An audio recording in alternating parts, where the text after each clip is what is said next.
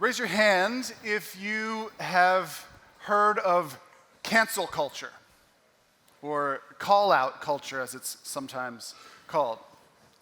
Many of you are familiar with it. Let me put us all on the same page. Cancel culture originated, we don't need the quote yet, thanks. Cancel culture originated in the online world, but it's migrated now into everyday in-person sort of life. And this cancel culture or call-out culture refers to when somebody transgresses the norms and the values of a community, that person gets sort of shunned. In the online world, that would mean unfriending them, unfollowing them, unliking them, publicly boycotting them. In in-person relationships, it would mean just blanking them, ghosting them, not hanging out with them, and sort of a public shaming. The New York Times ran an article last month called Tales from Teenage Cancel Culture, and this is what it said about the experience of one young woman named Alexis. Alexis is 17, and she hears the word canceled every day at her high school outside Atlanta. It can be a joke, but it can also suggest that an offending person won't be tolerated again. Alex thinks of it as a permanent label. Now they'll forever be thought of as that action, not for the person they are, she said. It's not like you'll sit away from them at lunch or something, she said. It's just a lingering thought in the back of your mind, a negative connotation. Of course, long before cancel culture was around, we were still good at this, right? Canadian theologian has a catchy acronym or catchy alliteration for it. He says, we love to label, limit, and liquidate each other. We label people, we put a category on them, all for the purposes of putting them in a pigeonhole, limiting them, overlooking all of the many ways that we are so similar to them and they are so similar to us. And of course, the eventual goal is to liquidate them, to silence them, to overlook them entirely, to excise them from the community. We label, we limit, we liquidate. And some of us, sadly, are better at this than others. This week, African-American pastor Brian Laritz, in an article called Why Black Church and White Evangelicalism Handle Fallen Leaders So Differently, said this: show me anyone who hasn't suffered yet, and I'll show you a person or entity who's deficient in the area of empathy. The worst thing one could possibly do in life is to fail around people who have never suffered. Good morning. I guess this morning I figured I'd just go straight in there.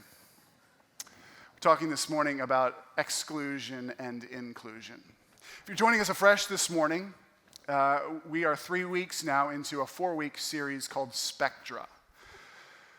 So many of the categories of our life are not binary. It's not or one, not on or off, but it's actually a range of possibilities, sort of a dynamic scale of options from, say, cold to hot. And so 2 weeks ago, when Mark Vasilkiv, one of our elders, kicked us off, he did a bit of a survey pointing out how many spectra there are in the Bible, looking at 1 Corinthians, the spectrum from wise to foolish, from strong to weak, or this sort of super spectrum that he pointed out, running right the way from the first page in the Bible to the last, the spectrum of darkness to light. Last week, we talked about the spectrum of risk and safety. And this week, we're talking about inclusion and exclusion, a spectrum. So as is helpful each week, ask yourself, where on that spectrum do you find yourself? The wonderful thing about spectra is because they're not binary, they exist along a scale. They both describe and they invite movement, right? Which is wonderful news for all of us who hunger to change, to grow, to be transformed. So ask yourself, where on the spectrum from inclusive to exclusive, if inclusive is absolutely anyone is welcome at your kitchen table, to exclusive, only mom is welcome at your kitchen table. Where are you on that spectrum? Just plot it in your mind. And where have you seen movement in your life on that spectrum? Are you gliding in one direction or the other now? Are there specific events that have, in your life, bumped you one direction or the other. The spectrum of inclusion and exclusion. This morning, our teaching text comes to us from the book of Ruth. It's an Old Testament book named after the main character whose name is Ruth, and her name means refreshment, probably. That's about the best we can do with the Hebrew. Refreshment, which is a really strange name for a book that starts the way this one does. This book is set in the period of the history of God's people that we call the period of the Judges. It's this era when these kind of warlords of God's people shaped the history of God's people by their leadership, both good or bad, and very often bad. So if you were here this summer, we did a series in Judges, and if you remember that, it was carnage. Carnage. So that's the setting, that's the historical setting for the book of Ruth, but it actually, for this main character, Ruth, is even worse than that. Because the way the book begins is Ruth is with her sister-in-law and her mother-in-law, and they are journeying from Moab, which is modern-day Jordan, back towards Bethlehem in the land of the people of God. And the reason they're doing that is because years before, Naomi, the mother-in-law, and her husband and 2 sons had left Bethlehem because there was a famine. And so they'd gone to neighboring Moab to get food, and while there, the sons had married Moabite women.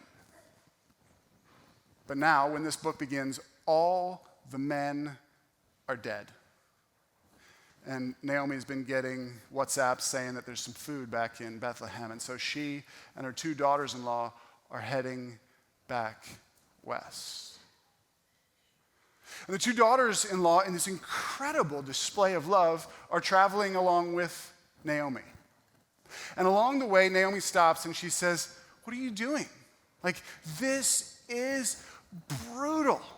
We've all lost our loved ones. There's famine in the land. We're in this terrible journey, but this is brutal, but for you, it doesn't need to be terminal. You women are young enough, she says, go back to your mother's homes, which means go start again. I can't start again, but you can. Go start over." And so one of the sister-in-laws takes the mother's leave and heads back, and the other one, Ruth, refuses to do so. In this incredible display of love and loyalty, she says she's going to journey with her mother-in-law. Take care of her, watch out for her, as well as hoping to raise offspring to carry on the name of her deceased husband. This incredible, incredible display of love and kindness. We'll pick up the text, chapter 1, verse 18. I'll read through verse 22. When Naomi saw that Ruth was determined to go with her, she said nothing more. So the 2 of them continued on their journey. When they came to Bethlehem, the entire town was excited by their arrival. Let me read that verse again. The 2 of them continued on their journey. When they came to Bethlehem, the entire town was excited by their arrival. "Is it really Naomi?" the woman asked. "Don't call me Naomi," she responded. "Instead, call me Mara, for the Almighty has made life very bitter for me. I went away full, but the Lord has brought me home empty. Why call me Naomi when the Lord has caused me to suffer and the Almighty has sent such tragedy upon me?" So Naomi returned from Moab, accompanied by her daughter-in-law Ruth, the young Moabite woman. They arrived in Bethlehem in late spring at the beginning of the barley harvest. I want to point out to you here as a way of starting something that I think is going on here in verse 19. Ruth is committed to journeying home with her mother-in-law. They begin to approach Bethlehem, and Bethlehem is this little village on sort of a knoll. It's just south of the capital of Jerusalem. It's in the hill country, and so from this village, you would be able to see people approaching Bethlehem on the path in. So this is the way I imagine it. Verse 19, somebody sees 2 silhouettes coming up the path to Bethlehem, and they're excited. Visitors! 2 visitors! And then they go out and they greet one of them. 2 visitors! One is greeted. One is spoken to. And so some of you here, I hope, are thinking, gosh, Ian, you're kind of making a lot out of silence.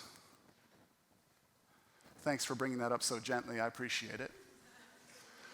But this is just the way Hebrew storytelling so often works. It goes out of its way to make the point in the start of verse 19. Two of them continued on their journey. When they, plural, came to Bethlehem, the entire town was excited by their arrival, plural, and then one is greeted. One is spoken to. Only one is addressed. It's almost as if the other one doesn't even exist. Why? Well, what we've already been told at the start of this story is repeated for us here in verse 22 as a way of helping us connect the dots why it is that two people arrived and only one was greeted. It says, Ruth was a Moabite. See, the Moabites were foreigners. They lived across the river in modern-day Jordan, and they were canceled, essentially. The Israelites, the Judahites, didn't think much of them. The origins of the people of Moab apparently were sort of incestuous, and so some of that regard, some of that notoriety stuck with the people of Moab, and male Moabites were not allowed. They were excluded from the assembly of the Jewish people up to the 10th generation. And so Ruth shows up with her mother-in-law. Everybody sees her coming, and when they see who it is, they don't even bother to ask, who is this? Because they already know. They want nothing to do with this young Moabite woman. And I think the point I want to start with here is, isn't this just like the vexed and vexing history of our own country and of God's people in our own country? Think about it. Think about just the 400 years or so since European contact. Think about how so many of the colonies along the eastern seaboard were at this one time these bastions of amazing religious freedom relative to their day. Rhode Island, Pennsylvania, offering religious freedom in a way that was almost unimagined in the early modern world. And all the while, this kind of amazing welcome and inclusion is being carried on in parallel with enslavement of African people and barbaric exclusion and extermination of native peoples. I use the word barbaric advisedly. I did a research degree on one of my theological heroes, a guy named Jonathan Edwards at Yale, and I was studying particularly the last best years of his life after he had been excluded from the church he pastored for 23 years. They kicked him out. And he went to spend the last best years of his life preaching primarily to the Mohawk peoples of western Massachusetts, an indigenous people. And he put tremendous effort into changing the content of his sermons and the style of his sermons and the accents that he touched upon in order to make his sermons as welcoming as possible for his new audience. And all the while, he had enslaved Africans in his house and sometimes spoke very disparagingly of the native culture that he was trying to reach, calling it incredibly barbarous and barren. And I'm not holding Jonathan Edwards up here as a model, and nor am I just denigrating him. He was a man of his day, but I'm pointing to this wild oscillation between tremendous inclusion an incredible exclusion that has run deep in the genogram of our country and of the church in this country for 400 years and change. Or think of Japanese Americans recently arrived in this country, beckoned by opportunity, by promise of safety, greater comfort, by Lady Liberty and the poem of Emma Lazarus. Send me your poor, you're tired, your huddled masses longing to breathe free. in this country for just a few years in churches, Christian Japanese people, in Buddhist temples, Buddhist Japanese people, ensconced in businesses and homes in Seattle, San Francisco, and then rounded up in the early 40s and sent to internment camps in Utah, Arizona, Colorado. One pastor, not a whole lot of pastors said anything, but one pastor addressed the Tolan committee this way. I think we've got a quote here. He said, "In mass evacuation, we should be," his grammar here is confusing, he's not advocating, he's describing. "In mass evacuation, we are repeating the deed that Hitler perpetrated against the Jews. Thus, we are being conquered by Hitler's spirit and methods, even though not by his military machine. The basic injustices would be the same." This is the history that we all inherit. This is the history of the church in this country. This is the history of our nation, this wild oscillation between being a land that purports to welcome everyone and a land that is deeply, and a church that is often deeply excluding. Let's push forward in the story a little bit. I think we'll see that things move in an encouraging direction on the spectrum of inclusion and exclusion. Read with me now, Ruth chapter 2, we'll read verses 1 through 12. "There was a wealthy and influential man in Bethlehem named Boaz, who was a relative of Naomi's family, Elimelech. One day, Ruth the Moabite said to Naomi, 'Let me go out into the harvest fields to pick up the stalks of grain left behind by anyone who's kind enough to let me do it.' Naomi replied, 'All right, my daughter, go ahead.' So Ruth went out to gather grain behind the harvesters.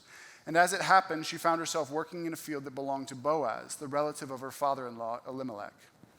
While she was there, Boaz arrived from Bethlehem and greeted the harvesters. 'The Lord be with you,' he said. 'The Lord bless you,' the harvesters replied. Then Boaz asked his foreman, 'Who is that young woman over there? Who does she belong to?' I know that sounds like terrible chattel language. I think that might be there in the culture, but also notice that he is seeing her in a way that nobody else did and inquiring about her. And the foreman replied, 'She's the young woman from Moab who came back with Naomi. She asked me this morning if she could gather grain behind the harvesters. She's been hard at work ever since, except for a few minutes' rest in the shelter.' Boaz went over and said to Ruth, 'Listen, my daughter, stay right here with us when you gather grain. Don't go to any other fields. Stay right behind the young women working in my field. See which part of the field they're harvesting, and then follow them. I've warned the young men not to treat you roughly, and when you're thirsty, help yourself to the water they have drawn from the well.' Ruth fell at his feet and thanked him warmly.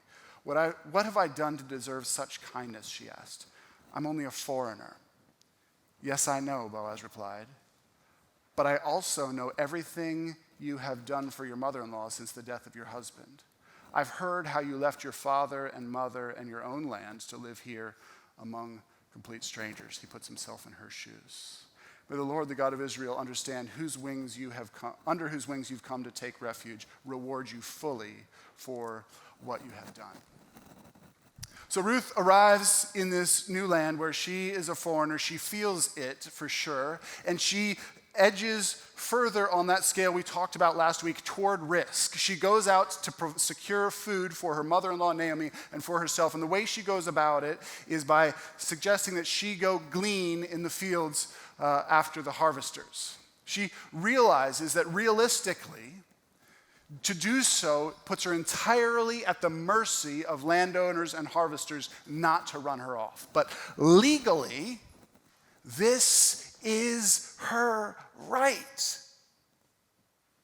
Leviticus 19, Leviticus 22, Deuteronomy 24, several places in the Old Testament carve out and build into the economic system of the people of God the provision that the edges of the field not get harvested, expressly so that the poor, the widowed, the orphaned, and the foreigner could have access to food. Do you hear that? It wasn't just that they could collect scraps that people had missed. There was a provision in the law telling the landowners and the harvesters, do not harvest all the way to the edge of the field, and anything you drop, don't go back and pick it up. That belongs to them. It's for them.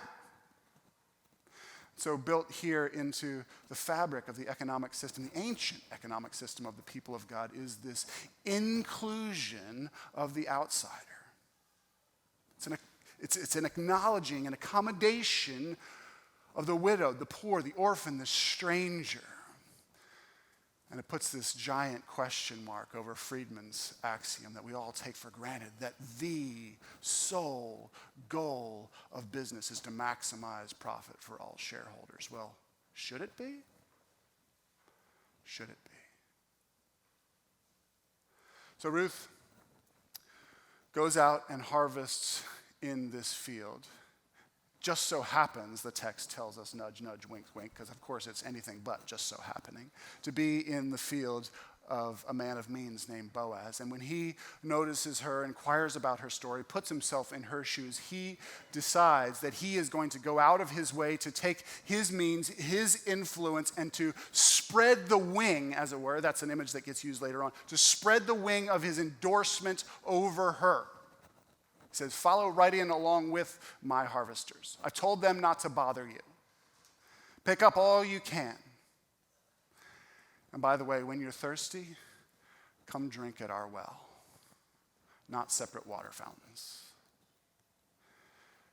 And not the custom of the day when the foreigner would have been made to draw the water for the Israelite. She is worthy of the same water we drink. You're welcome. I think courage is born of love. Love is the womb of courage. And so, moments before Jesus did the bravest thing the world has ever witnessed, he stood overlooking Jerusalem and he said, Jerusalem, Jerusalem, the city that excludes people, how I have longed to gather you under my wings. It's his love that gave him the courage to do the brave thing. The week before, when Mark was giving us the super spectrum of the Bible, light versus dark, and he came to that fulcrum moment in human history when the light entered the darkness. The engine there, too, was love. John 1, verse 14 says, he moved in to the neighborhood. He dwelt among us, and it says, and he was full of love and unfailing love and faithfulness. So those of you who are spotting patterns won't be surprised. The pattern in the book of Ruth is the same thing. The thing that links Ruth's courageous, brave, self-sacrificing behavior and Boaz's behavior is the word love. It's not just any sort of love. It's the Old Testament's best, boldest, biggest, most characteristic of the God of the Bible sort of love. It's a Hebrew word, chesed, which means unfailing love and faithfulness. Unfailing love and faithfulness. That's the theme of the book of Ruth. Hesed love is covenant love. And if you think about covenants, that conjures images of treaties between two parties, conjures images of wedding vows, conjures images of one party saying to another, I am going to treat you exclusively in a way that I'm not going to treat everyone else. Which raises the question, who is included in God's chesed love? Jesus was not shy about awkward moments. There's a scene in Luke chapter 14 where he's sitting around the table of some religious insiders. Some Pharisees are throwing a party and he's there and he notices them jockeying to get right up to the head of the table and he starts to preach about humility.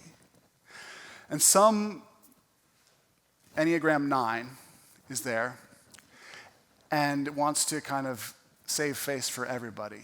And so he changes the subject quickly and is like, man, it's going to be amazing when we're sitting around the banquet table in the kingdom of God. And Jesus just presses in. says, let's talk about banquets. And he tells them a story. He says, one day, a wealthy man threw a party.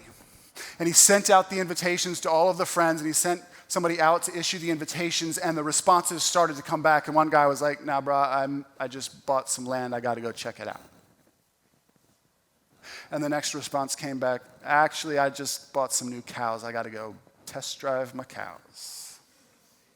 The next response came back, I just got married, actually. We're on our way to Ibiza.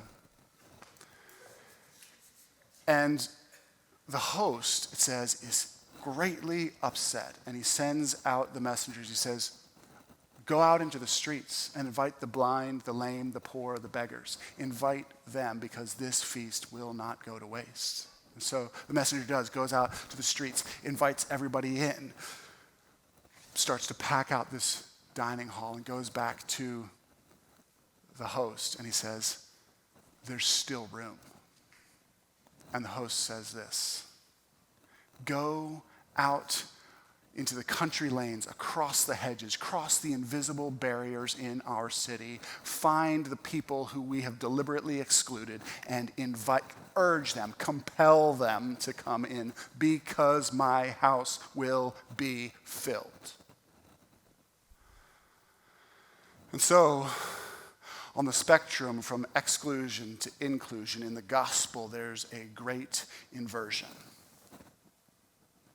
Those who assume that they are included on dint of their righteous resume. Those who assume that they are included by dint of their being well-born and having kept their nose clean and sitting in a position of moral superiority find themselves uninvited. And those who assumed they had no place at the table of the king are urged and welcomed to come in. But the inversion goes deeper. You might be wondering, am I invited? A few chapters later on in Luke's gospel, there was a great feast going on. One of the high points of the Jewish year, a feast called Passover, when people from all the countryside and surrounding nations packed into the city. They gathered their days in advance, began making their arrangements for who was going to eat with whom, starting to figure out their invitation list, starting to plan the party, get the Passover lambs chosen and slaughtered, asking each other, who are you eating with? Whose home are you eating in? Do you have a view at your dining room table like I've got? And as that Passover night, they packed into the city in order to feast together, alone, save two criminals, excluded from the city. The host of the banquet hung on a cross, dying. The host was excluded so that you might be included. The king was shut out so that you might be welcomed in and I might be welcomed in. So that the messengers might go to every corner and nook and cranny of the globe, might cross every barrier within our city and offer invitations. Come into the king's house. He himself has been rejected so that you might be welcomed. So John chapter 1 tells us he came to his own and his own rejected him. But to anyone who would believe him, to anyone who would accept him, he gives the right to be included in the children of God. The Son of God excluded so that you might be included in the children of God. It's probably not any surprise then that in a story that's filled with harbingers of Jesus, the next thing we see, chapter 2, verses 14 to 18, is Boaz at lunchtime invites Ruth to the table. At mealtime, Boaz called her, come over here, help yourself to some food. You can dip your bread in our sour wine. So she, the foreigner, the outsider, the gleaner, sat with his harvesters, and Boaz gave her some roasted grain to eat. She ate all she wanted and still had some grain left over. When Ruth went back to work again, Boaz ordered his young men, let her gather grain right among the sheaves without stopping and pull out some heads of barley from the bundles, drop them on the ground. Oh, look, oops. Let her pick them up and don't give her a hard time. So she gathered barley there all day long. When she beat out the grain that evening, it filled an entire basket. Ruth went home to her mother-in-law, Naomi, with leftovers from the king's table and provisions for 50 harvesters. This is our King. He welcomes you to the table. To all who will accept him, all who will believe him, all who will follow him, anyone who will receive his invitation and come dine with the King. 2 exhortations as we close. For the 60, 70 years or so that the Boston Marathon ran prior to 1967, it was an all-male event. It was structured around men.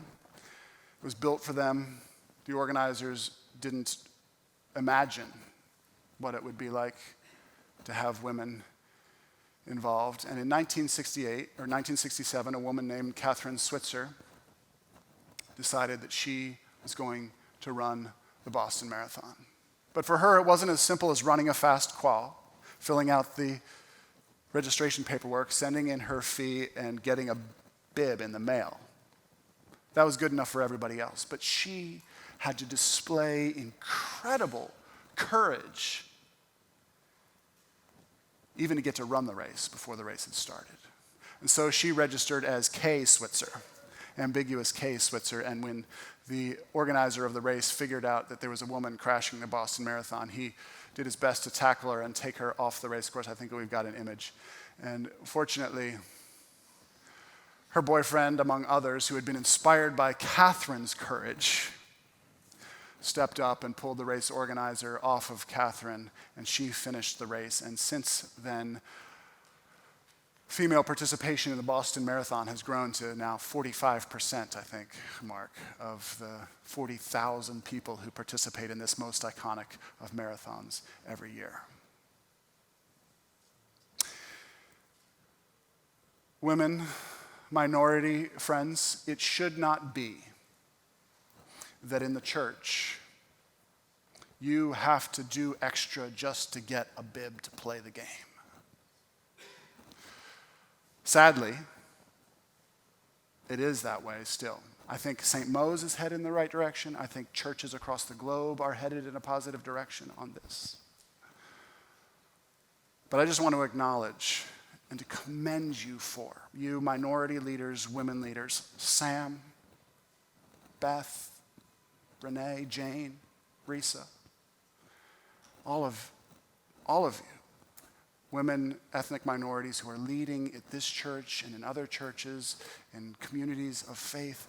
What you are doing is showing tremendous courage before you even get on the race course. And I want to acknowledge you are having to do work in a system that's made for people like me to wear bibs, by and large. Keep going. What you are doing is not only for your good, it's for the good of us all. And the way you lead needs to look like Jesus leading in you. It doesn't need to look like Jesus leading in me. Bring your culture. Bring the way he's wired you, the way he's shaped you by your background, the gifts he's given you.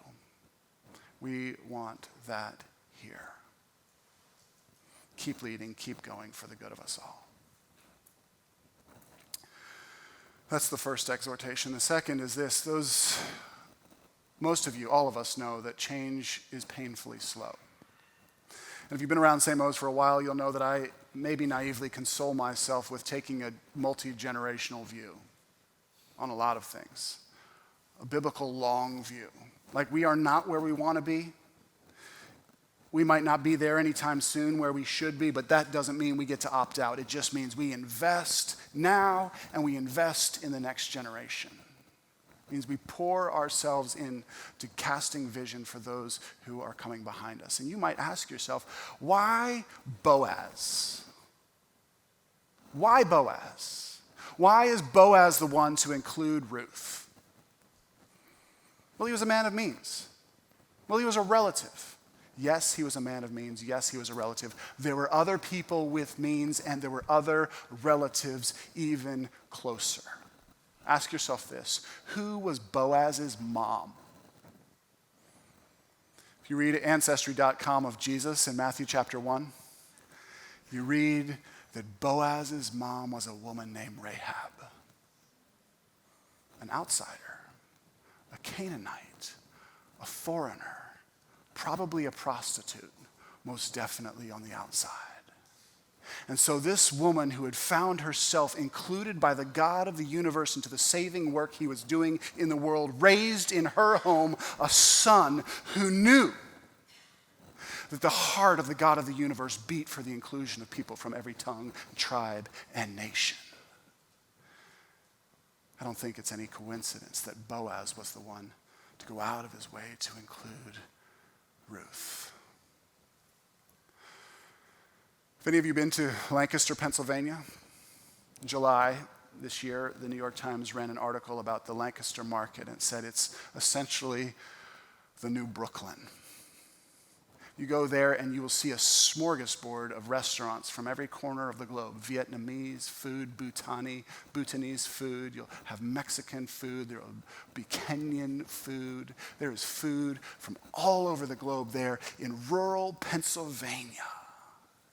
And the article goes out of its way to help show that the reason this flourishing of this beautiful and delicious smorgasbord of food from around the globe is because generations deep there in Lancaster, Pennsylvania, there is the history of God's people, Mennonite people who have for generations displayed welcome and made a practice of showing their kids how to welcome the outsiders. From the very origins of that colony, as one of religious inclusion through the years of the Underground Railroad, when Lancaster, Pennsylvania was very deliberately and self-consciously a station on the Underground Railroad, to decades and decades during the 20th and the beginning of the 21st century of welcoming immigrants and refugees. This has become a place that has food that looks a lot like heaven. So to paraphrase preacher and word artist Jackie Hill Perry, she says, if you're trying to teach the next generation how to be inclusive, make your dining room table and your prayer time a spoiler for heaven. By the people you have included at your dining room table, and by the people you include in bedtime prayers with your kids, or if you don't have kids, in the prayers you pray with your friends, make those people that you include in your prayers and at your table, make it obvious to anybody who's in your life that your expectation and your hunger is for a heaven that has melanin and flavors and music and languages from all across the globe. Let me pray, and then we're going to go to a table where we celebrate the God who has offered us through his own exclusion, inclusion at his table. Father, would you come among us and do by your Spirit what I can't do with words? Would you send the great messenger, your Spirit, to whisper to our hearts, welcome to the feast. You are invited by the King of Kings, the Lord of Lords, who at his own unimaginable cost has invited you home. Father, would you give us the courage? Would you give us the humility? Would you give us the love? Would you give us the faith to respond to that invitation? And would you be crafting here at St. Mo's a community that looks in anticipation like the heavenly banqueting table? A place where we welcome one another from different backgrounds, different histories, different weeks, different languages, skin tones, and cultures, gathered around the King who gave his life for us all. In Jesus' name.